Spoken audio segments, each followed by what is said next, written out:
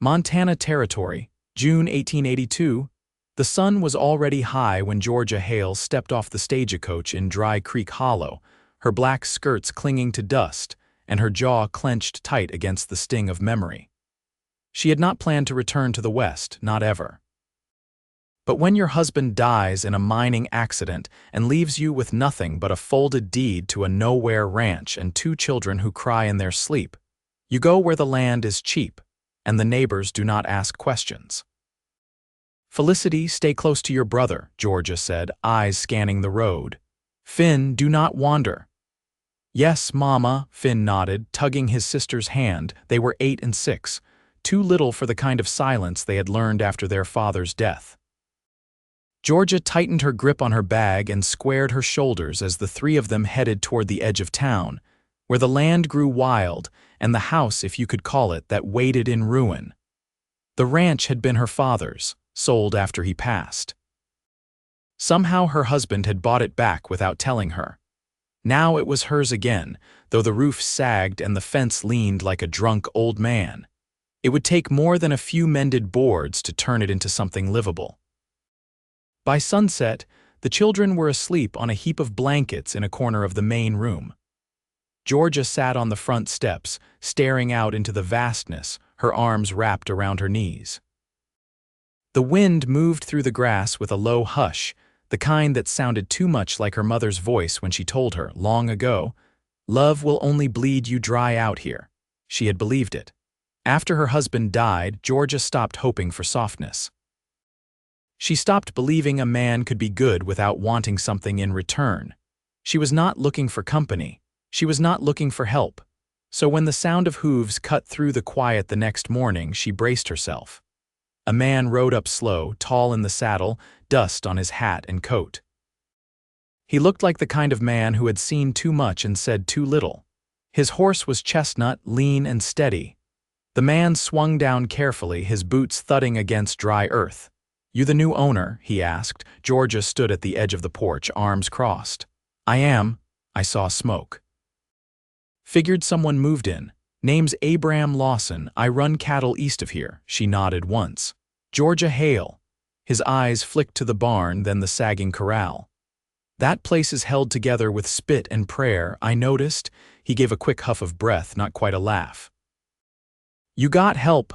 I have 2 hands and 2 children," she said evenly. "That is all." He looked past her then, catching sight of Finn and Felicity peering out from the window. His face softened just a little. "I could help you fix the roof," he offered. "I did not ask. Did not say you did." She narrowed her eyes. "Why?" "Because I remember what it feels like to come back to a place that gave you more pain than peace, and because I reckon your kids deserve better than a roof that leaks when it rains." Georgia said nothing. The wind moved between them. She had not wanted kindness, not from a stranger, not from anyone. But she did not stop him when he went to his horse, pulled out a hammer and bag of nails and walked toward the house. That day he patched the worst parts of the roof. Georgia kept her distance, mending clothes and watching the children. Abram worked steady without talk or show. He took water when offered, nodded once in thanks. When he left, he said, "I will be back tomorrow." That barn will not hold through summer storms. Georgia watched him ride off, dust rising behind him. She told herself it was fine, just a neighbor lending a hand, nothing more. But when the children laid down to sleep and Finn whispered, "I like the cowboy," she found her chest tightening in a way she did not understand. The days that followed fell into a rhythm. Abram came early, worked through the heat and left before night. Georgia tried to stay guarded. She did not talk about her husband. She did not ask him why his eyes looked tired, or why he never mentioned family. Still, little things happened. When Finn tripped and cut his knee, Abram was the one who carried him inside. When Felicity dropped her doll in the creek, Abram waded in without a word. One evening, after the barn was mended and the corral stood straight, Abram leaned against the fence while Georgia gathered eggs. "You do not have to keep showing up," she said, not looking at him. "I know." "Then why do you?" He was quiet a long time. "Then, because I see the way they look at you, your kids. Like you are the only thing keeping the sky from falling." She turned then, facing him. His eyes were steady, the light catching the scar on his jaw. "And what do you see when you look at me?" He did not blink. "Someone who thinks love is dead." Georgia felt her breath hitch. She gripped the basket tighter. "It is." "No," he said, voice low. "It is just buried under too much hurt." She shook her head. "You do not know me. I have seen enough to know you are not made of stone." And before she could stop herself, she whispered, "Then prove it." He took a step forward, slow and sure, until he was standing in front of her, not touching, just close enough that she could feel the warmth of him. "I will," he said. Georgia did not move. She did not speak. But something inside her cracked just enough to let the light in. That night, she did not sit alone on the porch. She sat with the children in her lap, and when they asked if the cowboy was coming back, she said, "Yes." And for the first time in a long while, she meant it. The hills turned gold as June deepened, and the air grew thick with the scent of yarrow and pine. Georgia woke earlier now, before the children stirred, moving through the morning like a woman trying to remember how not to brace against every kindness. Abram had finished the major repairs, but he still came by sometimes just to check the fencing, sometimes with a few strips of dried venison folded in waxed cloth for the children. He never lingered past supper. He never reached for her. Still, something in her had begun to wait for him. That morning she was hauling a dented pail from the spring when she heard the steady rhythm of hooves again. She didn't turn. Let him speak first. "Your gate's hanging off the post," Abram said as he dismounted, voice low and even.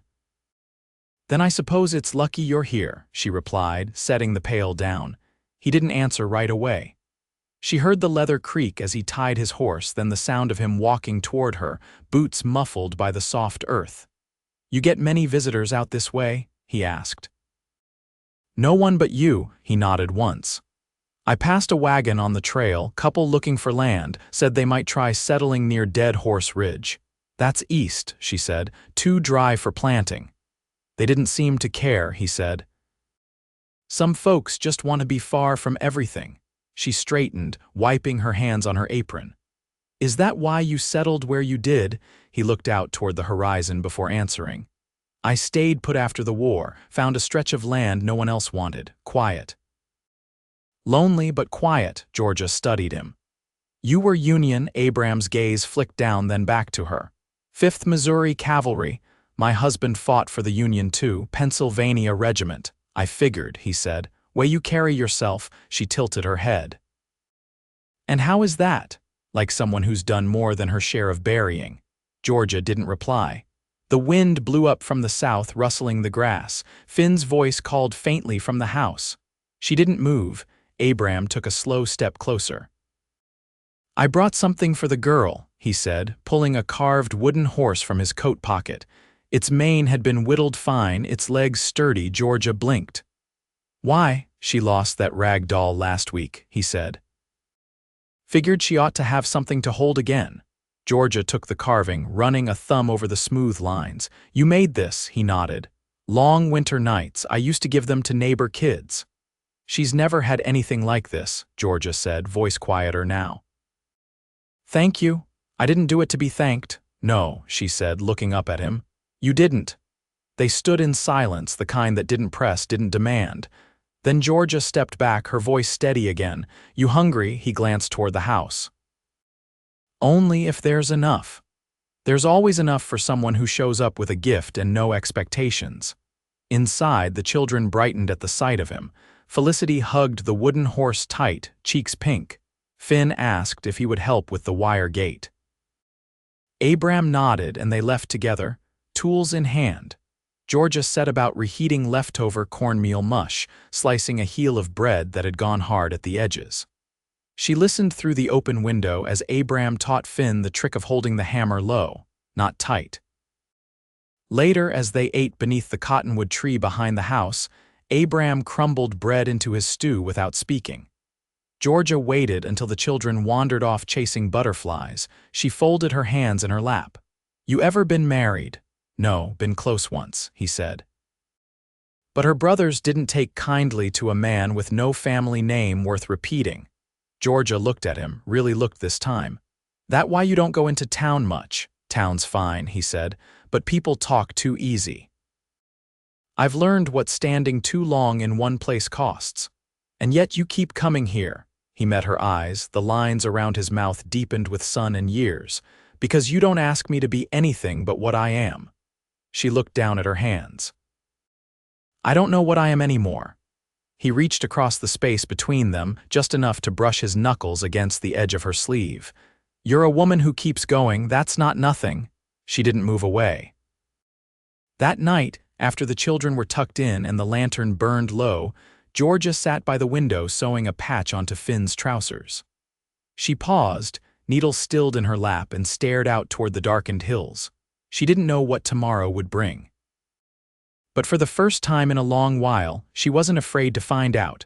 July settled into the earth like a slow breath, warm and long. The fields beside the house filled with wild tansy and Queen Anne's lace, and the creek ran lower than before, its banks cracked in places from the heat.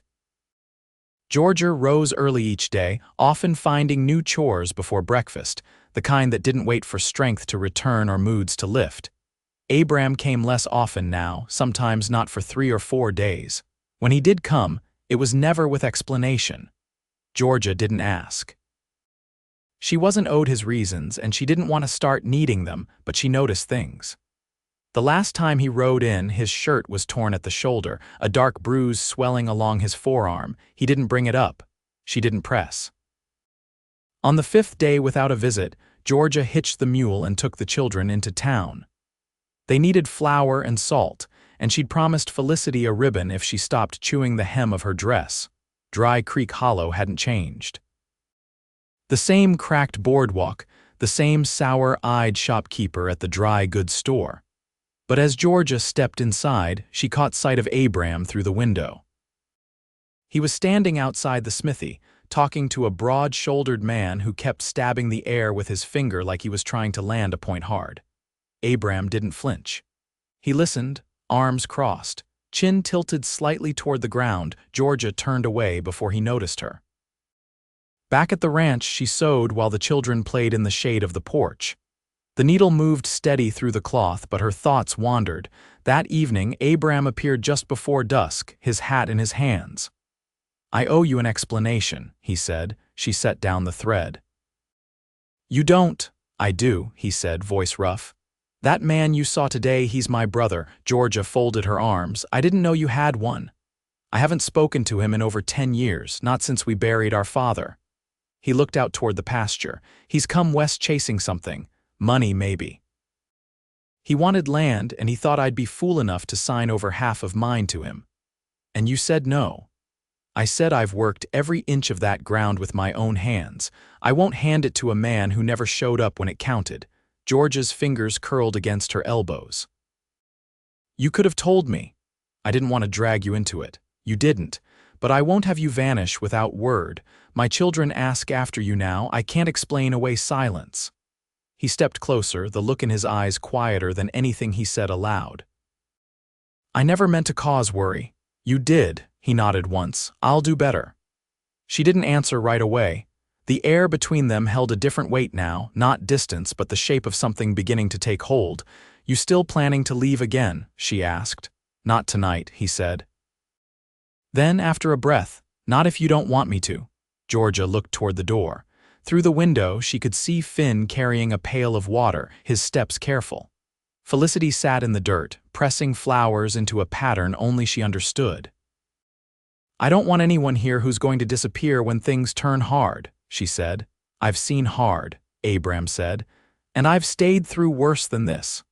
She studied him, the clean line of his jaw, the way his shoulders didn't shift under pressure. Then she stepped aside. "There's stew on the stove. If you're staying, you can eat." He hesitated only a beat before following her inside.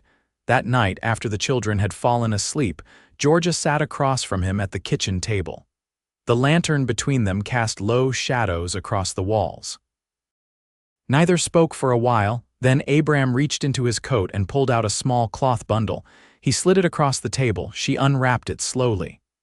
Inside sat a brass hair comb, the teeth slightly uneven, the edges smooth with age. "It was my mother's," he said. "She used to wear it to church." Said it made her feel like the kind of woman who got looked at twice. Georgia ran her thumb along the metal. "Why give it to me?" "Because I see the way you braid your hair each morning like it doesn't matter who notices." He leaned back, hands resting on his knees. "But I notice." Her throat tightened. She didn't lift her eyes. "You've been patient." "I'm not in a hurry," he said. "Not if it means I get to stay." She closed the cloth slowly, pressing the corners together. "Then stay." He didn't reach for her. He didn't need to. Outside, the wind shifted. The house held stillness like a promise, and somewhere deep inside her, something old and guarded gave way to something small and brave. She stood. "I'll get another blanket for the floor." "I'd rather sleep in the barn," he said, rising. "If that's all right." Georgia met his gaze. "It's all right." He stepped out into the dark without another word. She watched until the door closed behind him, then pressed her palm to the comb's worn curve. It wasn't love yet, but it was the shape of something that could be, something alive and waiting. The days slipped into one another like river stones, worn smooth by the passing of time. A distant thunderhead had rolled in 2 nights before, bringing a sharp, sudden rain that soaked the earth and left behind a deep scent of wet sage and ash. Georgia had watched it come from the porch, arms folded, her mind quiet in the way it only ever seemed to be when Abram was near. He brought a sack of seed potatoes the following morning, dust clinging to his sleeves, his boots damp from the creek crossing. "Storm pulled 3 fence posts loose near the draw," he said, setting the sack down just inside the door. "I'll set them straight before the next one rolls in." Georgia leaned against the counter, wiping her hands on a flour cloth. "You always bring something when you come." "That a complaint?" "No," she said. "Just wondering if you're the sort of man who needs excuses." Abram looked at her then, really looked, and for a moment there was something in his eyes that caught her off guard, something quieter than affection, something steadier. "I'm not here because of the seed," he said. She let that sit between them as she reached for the kettle and poured hot water into a chipped enamel basin. He took off his coat and rolled up his sleeves, joining her at the table without asking. They peeled potatoes side by side, the silence between them filled only by the scrape of blades and the occasional chirp of magpies outside the window. After a while, Georgia set her knife down. "You ever think about leaving all this?" she asked. He didn't pause. "I used to. Thought maybe I'd head south, find work near the rail lines. Then I saw how men came back from those places empty-eyed, shoulders bent like they were still carrying ties." "Why didn't you go?" Abram wiped a palm on his knee. "Because the land here knows me." "It's hard, but it doesn't lie." Georgia studied him from the corner of her eye. "You ever want more than land?" He leaned back, arms resting loosely on the edge of the chair. "I wanted a place to belong, not just to sleep, but to be known." She looked down at her hands. "I used to think belonging was something you earned. Lately, I wonder if it's something you accept." "Maybe it's both," he said. The children came in with damp hems and muddy boots, Felicity cradling a bird's egg she'd found under the porch. Abram crouched beside her, careful not to touch it. "Still warm," he said softly. "Might make it back in the nest if you're quick." She darted out again, eyes wide. Georgia watched him rise, brushing clay from his trousers. "You're good with them." "I never had much cause to be," he said. "But I remember what it meant.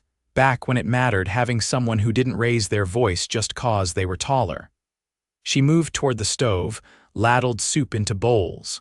The room filled with the scent of onion and thyme. When she turned, he was already helping Finn wash his hands at the basin.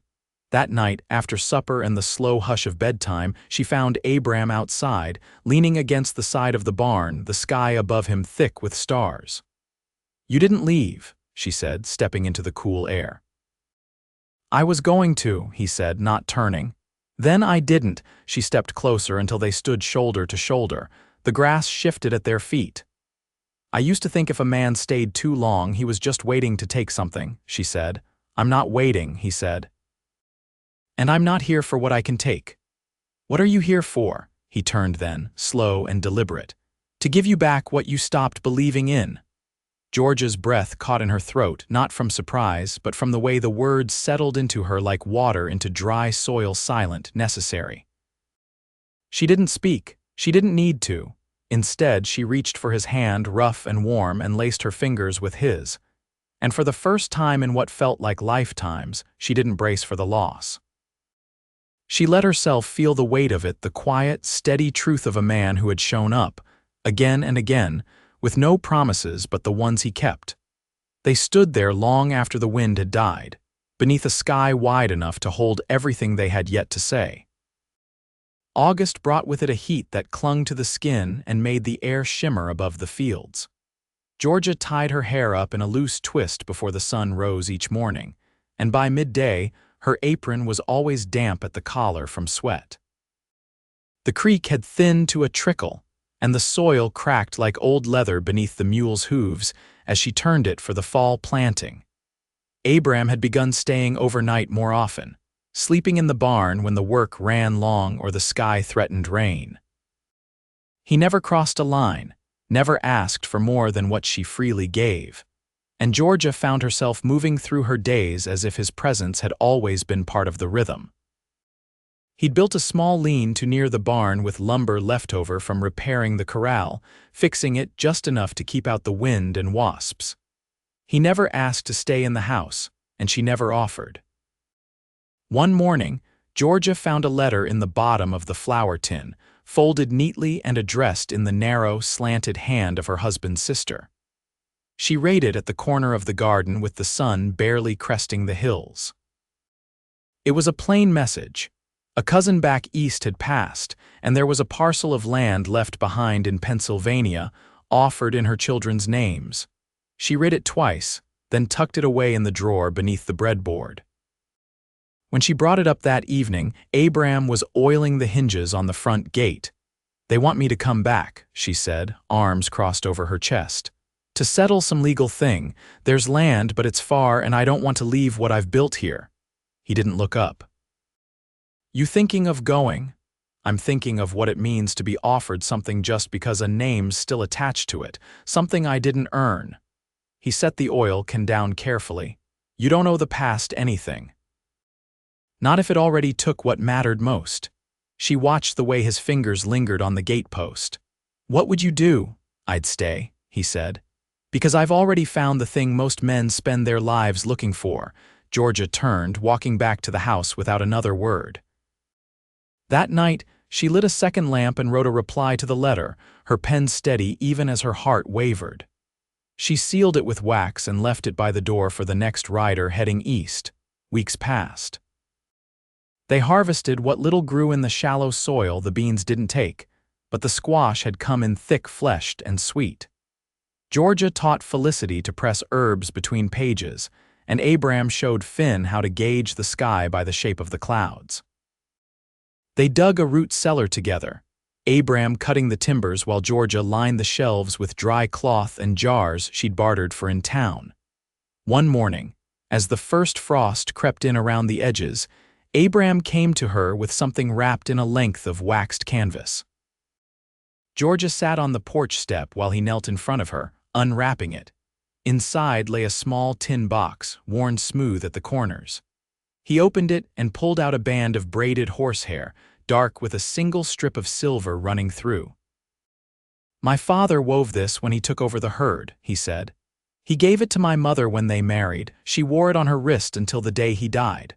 Georgia reached out, her fingers brushing the braid. It was soft and strong all at once. "I've been carrying it for years," he said. "Never knew why, until now." He held it out to her, his hand steady. "I want to build something here with you, not just shelter, but life. If you'll have me." The wind stirred her skirts, lifting the hem just slightly as she looked at him, dust still on his knees, sunburn at the edge of his collar, eyes steady and full of quiet hope. She didn't speak. She simply took the band and slipped it onto her wrist. He exhaled, slow and deep. Then he sat beside her, their shoulders brushing, and neither of them moved to pull away. They married under the cottonwood tree with the last of the golden leaves falling around them. Georgia wore a dress she'd let out at the seams, and Abram shaved for the first time in weeks. The children stood beside them, Felicity carrying a bouquet of dried prairie grass, Finn holding a hand-carved whistle Abram had made as a gift. The preacher came up from the hollow and said few words. Georgia didn't need many. She already knew the shape of the man beside her, the sound of his breath in the dark hours, the way his hands worked without hurry or show. After the vows, they shared a meal on the porch cornbread and dried apples, and a stew that had cooked all day over the fire. Abram reached for her hand as the sun set and Georgia leaned into his side, the children curled on a quilt nearby. That night, once the house grew quiet and the lamp burned low, Georgia stood at the window watching the sky. Abram came to her, slipping his arms around her waist. "You ever think you'd end up here?" he asked. "No," she said. "But I stopped trying to guess the shape of things long ago." He pressed his forehead to hers, his voice soft. "You still wear that braid." "It hasn't left my wrist," she whispered.